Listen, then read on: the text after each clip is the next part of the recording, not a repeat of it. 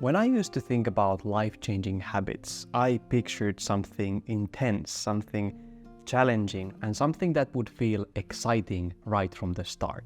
But when I look back, most of the habits that helped me the most were much smaller, much more ordinary, and even pretty boring. And I think that is why they are so easy to miss.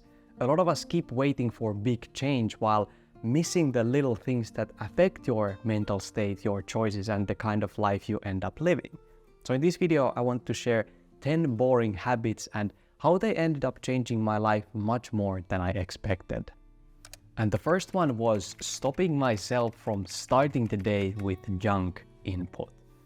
I realized that my mind is in a very sensitive state when I wake up. Everything feels stronger, almost like 10x compared to the rest of the day. So if I start the day by scrolling Instagram, checking random things online, watching TV, or reading negative news like I used to, I can feel it right away. I go into the day feeling sluggish and negative. So I've been pretty careful about this ever since I made my first proper written morning routine back in 2017.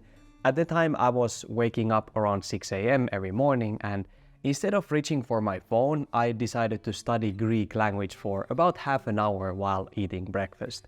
I know that doesn't sound like the most exciting way to start the day, but it really changed a lot for me. Back then it made a lot of sense for me to study it because I was working in a kindergarten using that language, so it was a very practical way to get my brain into that mode early. And that is kind of the point. Like, it's not about creating some intense morning routine or trying to be as productive as possible from the second you open your eyes. It is more about not handing over one of the most, if not the most important part of your day to just some random stimulation. These days for me, that might just mean reading a few pages of a book or just sitting there for a moment before the day starts. It is simple, kind of boring, but it teaches your brain that it does not need to be fed fast stimulation from the moment you wake up. Another habit is to go out for a walk every single morning. And I actually do this before the previous habit, so right after waking up. I actually have mentioned this in another video before, so I take the same 10-minute route every day and I do it without any earphones. It is simple, it is repetitive, and that is part of why it has stayed with me so easily.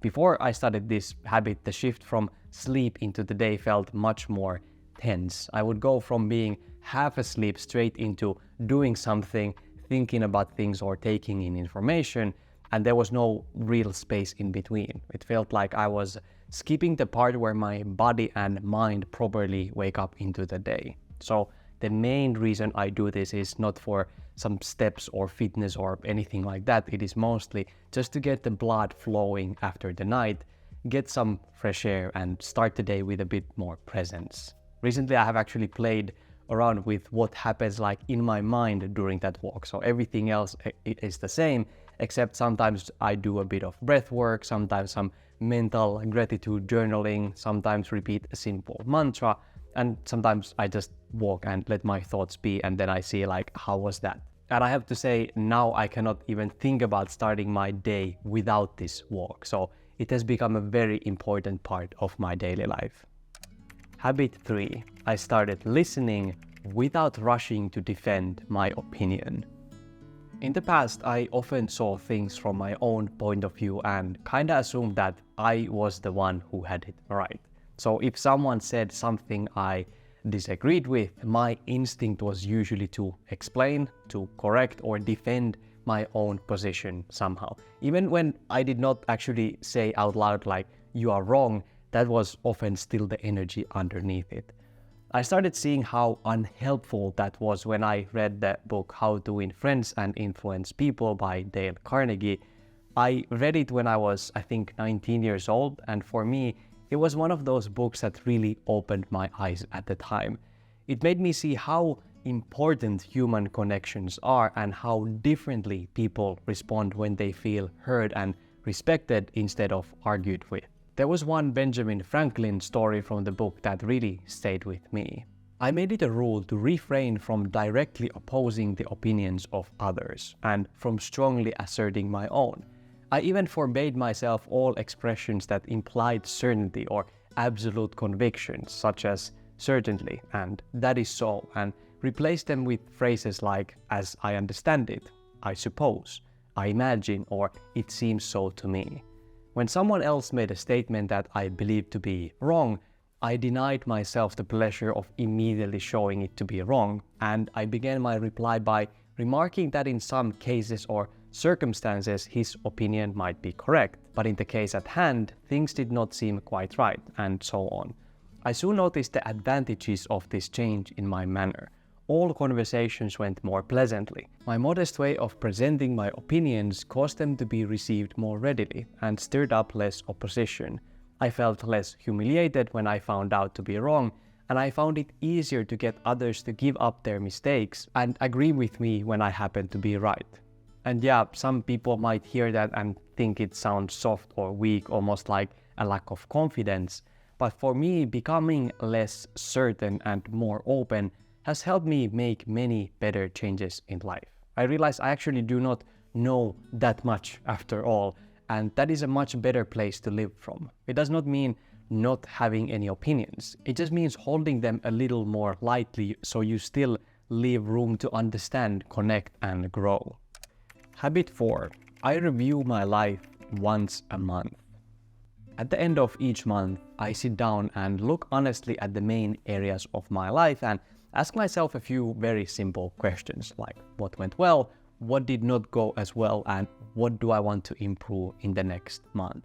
I started doing this because I realized that if I never stopped to reflect, I would probably keep repeating the same unhelpful habits and patterns without even noticing. Life can move pretty fast and it is very easy to just react to whatever is happening, and then suddenly another month is gone. So this became a small way to zoom out a little, see what keeps holding me back, and also see where things are actually improving, even if the progress feels slow. And if this is something that you want to try, I have linked my monthly reflection template in the description. It's the exact one I use myself, and it makes this whole habit much easier to actually stick with. Just click the link in the description and you can get it there for free. Another simple habit that helped a lot in my journey is making tomorrow easier the night before. Before going to bed, I would do a few small things that made the next day lighter, like laying out clothes, maybe preparing food, setting up my workspace, or just closing a few loops so I could actually properly rest and not carry unfinished things in my head into the night. What I like about this habit that it is very ordinary. It is just basic preparation, but it lowers your stress levels and makes good choices easier when you are still waking up and do not have that much energy or mental clarity just yet. My mornings became much calmer because I was using less willpower and less decision making on things. There's a big difference between waking up to a messy, undecided morning and waking up knowing that the basics are already taken care of. Habit 6. I started thinking twice before I committed. Before saying yes or no, I began asking myself, does this actually align with my values? And is this really what I want? Or am I just reacting to something in the moment? I started paying attention to this because I noticed that some of my worst decisions were not really big, obvious mistakes. They were small yeses and nos that came just from the wrong place. Like sometimes I was letting my mood decide. Sometimes a negative story I was telling myself, or sometimes just convenience. And when that happens often enough, your life can end up heading in direction that do not actually feel right for you. For example, I remember saying yes to spending time with people who were not good for me at all. They were not kind people whose company left me feeling worse afterward. And I still went because I was feeling lonely. But I think sometimes it is just better to be alone than in a bad company, as the saying goes. And then there are the opposite kind of moments where you say no because something seems inconvenient or less important at the time, and only later you realize what it really meant. I still remember not going to my partner's grandfather's birthday party 8 years ago because I chose to work instead. And he was slightly disappointed that I did not come, and he probably does not remember that like all this thing anymore, but I do. I don't dwell on it anymore, but I keep it as a lesson in the back of my mind. And just to be clear, this is not about overthinking every small decision in your day-to-day life. It is just about making sure your answers come from something deeper than pressure, loneliness, or impulse. Then I stopped feeding my brain non-stop. When you have mastered the habit 1, so stopping to start your day with junk input, this becomes relevant because you understand that there's an infinite amount of stimulation available these days. And if you're not careful, your mind could be in constant receiving mode from morning to night. I think that it is completely okay to listen to podcasts or YouTube while, for example, cleaning or cooking. That's actually one habit that has helped me a lot to learn many of the things that I know today. And recently I have actually been exploring the whole world of audiobooks. But in my opinion, the information, the content, the consumption needs to be balanced with an equal amount of quiet time, reflection, action, so that you are not just constantly getting new information and stimulation, but forget 90% of it immediately. I think quiet space is easy to overlook because it does not look productive, but often that is the part that lets things actually sink in. It's a bit like watering a plant too often. At some point, it does not need more water. It needs time to use what it already got and grow. And when I started giving myself more of that space, I noticed I remembered more of what I learned.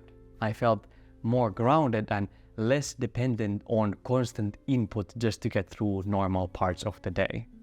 Habit 8. I try to make people feel more heard. This is something else that stayed with me from the book How to Win Friends and Influence People. That book also made me realize that one of the simplest ways to create better human connection is not by having the perfect line or saying something brilliant. It is more about becoming genuinely interested in other people because people remember the feeling of being heard. There's this story from the book that I remember. Dale Carnegie was at a dinner party and ended up sitting next to a botanist. And instead of trying to impress him or make himself sound super smart, he mostly just listened. He asked a few thoughtful questions and let the man talk about plants, indoor gardens, and the things that he genuinely cared about. Carnegie did not say that much at all, but later on the botanist told the host that Carnegie was an extremely interesting and brilliant socially. And that is the funny part, because he had barely talked. What made the conversation memorable for the guy was not how much he said, but how well he had listened. And that taught me that being interesting is not the same as creating connection. Often the wisest people in the room are not the ones who are the loudest. Sometimes they are the ones who say less, know this more, and understand what is really going on. And I think when people feel heard, you also start to see like their real character more clearly. Like some people become more grounded, some become more full of ego. Either way, listening helps you see people better. This next one helped me in a more internal way, and it was simply that I stopped overlooking my strengths. Before this, I think I related to myself in the way a lot of people do. I was much quicker to notice what was missing, what needed fixing, or where I was not good enough. And if you keep doing that for long enough, of course, you can slowly build your whole self-image around the gaps instead of around what is already there. Years ago, I heard this exercise from some psychologist or maybe from a book. I honestly cannot now remember where I got it from, but the idea was to take half an hour and write down all the things you are good at. Not perfect at, not the top 1% of the world at, just good at. Both your natural strengths and things that you have learned over time. So I actually did this exercise properly and I wrote down things like learning languages, cheering people up, solving problems, understanding different perspectives, and letting go of clutter. And what surprised me was that once I got started, the list was not just 2, 3, or 4 things, it became much longer than I expected. And that was helpful because it built my confidence in a very healthy way from looking at real evidence. And it also gave me something solid to come back to in moments when I doubted myself. So I guess sometimes the answer is not more self-improvement right away. Sometimes it is simply seeing yourself more clearly and recognizing what is already there. Habit 10. I keep reminding myself that this is my unique journey. It is so easy to look at someone else's progress, success, or life situation and suddenly feel behind. Even when nothing is actually wrong in your own life, comparison can make it feel like something is missing. But the truth is, everyone's life is shaped by different experiences, different struggles, different opportunities, different seasons. So comparing your path too closely to someone else's usually creates pressure that was never meant for you in the first place. What helped me was coming back to what I actually do control, like my actions, my choices, my mindset, the way I respond to what is in my life right now. Because once I bring my attention back there, life starts to feel better again. I stop wasting so much energy measuring myself against people who are living a completely different life. And yeah, way easier said than done, of course, but I think a good goal is to try to use other people's success as encouragement instead of a benchmark. Let it remind you that growth is possible, not that you are late or that something is wrong with you. Sometimes the best thing you can do is stay in your lane, keep showing up, and let your life move at the pace that is actually right for you. Thank you so much for watching. Check out the monthly reflection template in the description below, and remember to stay kind and meaningful in your own beautiful journey. See you in the next one.